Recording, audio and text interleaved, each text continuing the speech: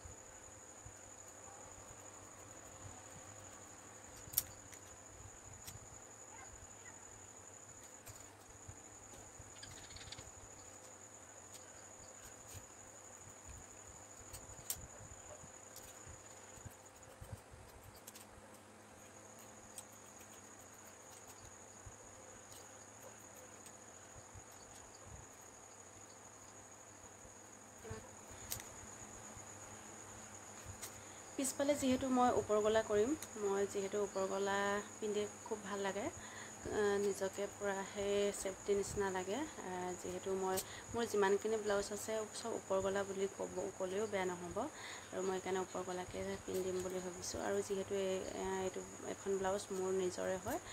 সেইকাৰণে মই ওপৰ গলা কৰিছোঁ এইফালে চাওক ধুনীয়াকৈ এনেকৈ কৰি লৈছোঁ আৰু এতিয়া কাটি কুটি সম্পূৰ্ণ হৈ গ'ল আৰু দীঘল যিমান হয় মই 14 লৈছোঁ মোৰ কাৰণে সেইকাৰণে 14 লৈ কিনে এইটো কাটি দিছোঁ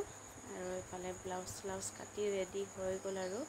যদি আপোনালোকে মোৰ ব্লাউজ কাটিংটো যদি চাই ভাল লাগিলে